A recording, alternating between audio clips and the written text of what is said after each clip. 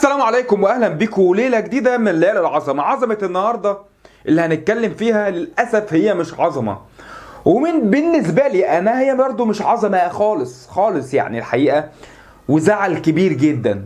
لان النهارده هنتكلم على نادي الزمالك ومشاكل الزمالك المستمره واللي مش عارف هتخلص امتى، وهنفضل عايشين فيها كتير ولا ايه الدنيا. ولكن أزمة القيد، صفقات الجمهور بيطالب بيها، مدير فني جديد الزمالك جمهور الزمالك بيطالب بيها، غرامات على الزمالك، تهديدات على الزمالك كتير جدا، ومشاكل إدارية وفنية، والدنيا بايظة خالص. ولكن وصلت لك الحلقة دلوقتي، فاخبط اللايك الجميل بتاعك يا معلم.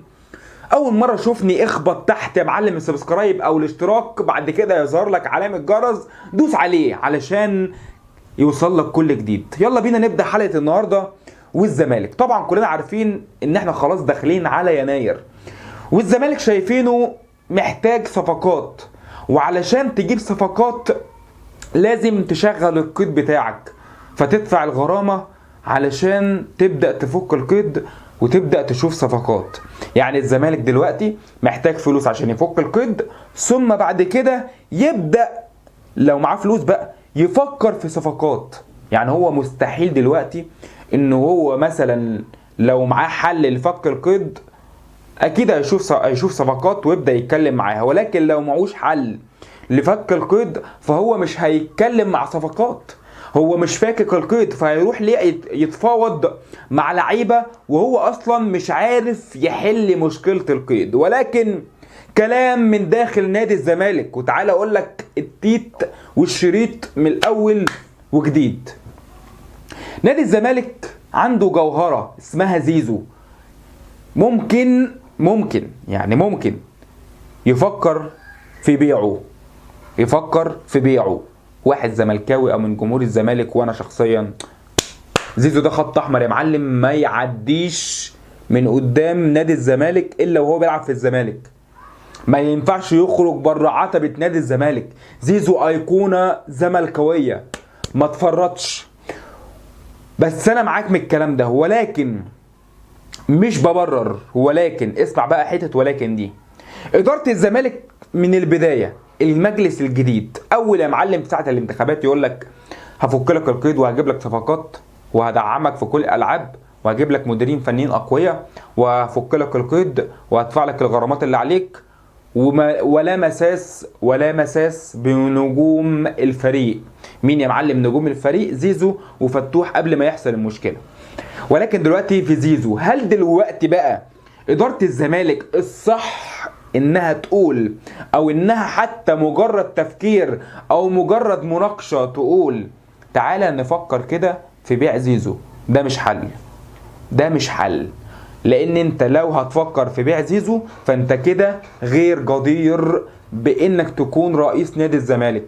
لازم يا معلم تفكر في حلول بره الصندوق، بره حتة الصفقات او بره بيع زيزو وبره بيع نجوم الفريق. انت كمجلس ادارة لنادي الزمالك، جمهور الزمالك بيطالب بصفقات لان شايفين الاداء الفني او العوامل الفنية او الامكانيات داخل فريق نادي الزمالك شايفينها عاملة ازاي، يوم في الطالع ويوم في النازل، يوم فرحانين ويوم حزنانين، يوم بنضحك قوي ويوم بنعيط قوي. فتروح بيع لي زيزو، اصل انا هبيع زيزو وهجيب لك صفقات حلوه. قول لي يا معلم مين في مصر، قول لي كده مين في مصر غير لعيبه الاهلي اللي ممكن لو انت هتفكر فيها ده مستحيل لان الاهلي مش هيسيبك ولا لعيبه الاهلي هتسيب الاهلي، ولكن مين في مصر في الدوري المصري تقول هبيع زيزو عشان اجيب فلان؟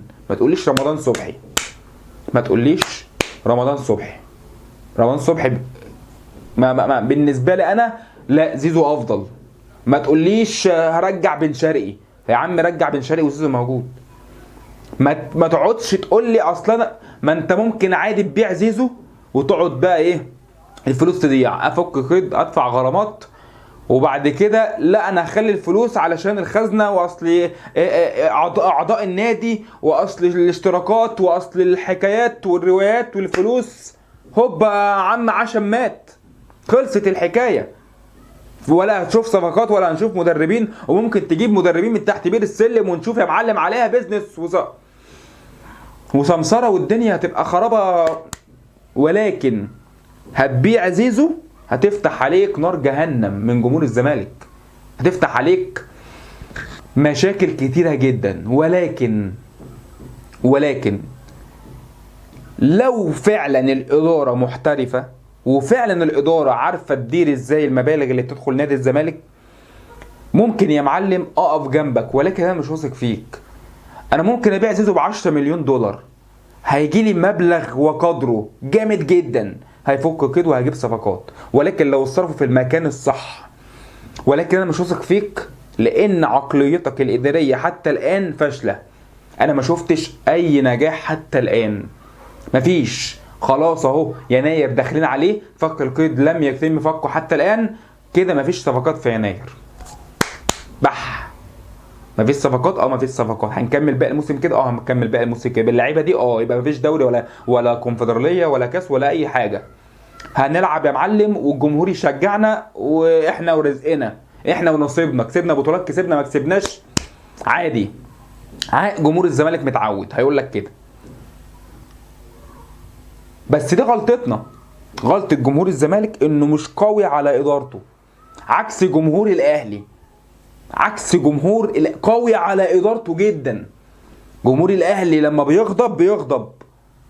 هل مثلا صفقة امام عاشور دي لو كان امام مش اللاعب الواو، كان جمهور الزمالك هيوافق؟ جمهور الاهلي هيوافق عليها؟ بعيد بقى عن اللي حصل واصله كان بيشتم، انا ماليش دعوه بالكلام ده، احنا بنتكلم كوره. الامام مفيد كرويا فنيا في ارض الملعب جدا وفارق بشكل كبير.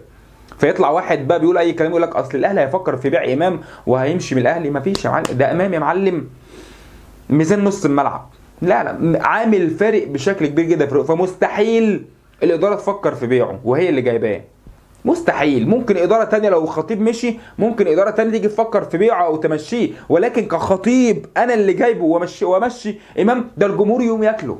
انت جبته ليه من الاول؟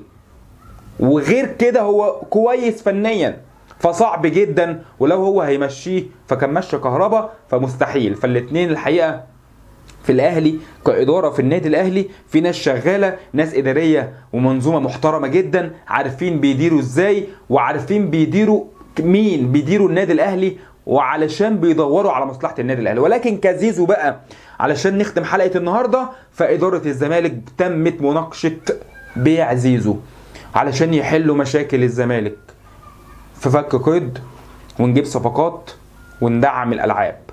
هل ده حل؟ فانزل دلوقتي في الكومنتات وقول لي رأيك يا معلم بكل صراحة. بنناقش بعض، رأيك في بيع زيزو لو تم، او مناقشة بيع زيزو. شايف ان ده صح، ولا انت شايف ان الادارة زي ما وعدتنا زمان وقالت لنا انا هعمل واحافظ على اللعيبة والنجوم ولا مساس بيهم وهحل لك المشاكل من غير ما ابيع حد، فلازم تكون قد كلامك. وريني قد كلامك. فانت دلوقتي مش قد كلامك وبتغير كلامك وبتلجأ لحلول تانية، فانت كده غير جدير بانك تكون رئيس لنادي الزمالك. كفايه عظمه لحد كده، واستنوا حلقات جايه كتير. والنهارده كانت حلقه خاصه بنادي الزمالك ومشكله من مشاكل نادي الزمالك اللي مستمرين فيها. امبارح كنت بتكلم في عظمه الاهلي في كاس العالم للانديه وبطولات وانجازات وارقام قياسيه والاهلي التاريخي الاسطوري، والنهارده بتكلم في مشاكل نادي الزمالك. اتمنى ان في يوم من الايام اعمل حلقه واقول عظمه نادي الزمالك وهو بيفوز بطولات وهو بيكسر ارقام، ولكن للاسف حال الزمالك مش عايز اقول ميؤوس منها، ولكن الوضع محتاج وقت علشان يكون افضل. كفايه عظمه لحد كده، واستنوا حلقات جايه كتير. سلام.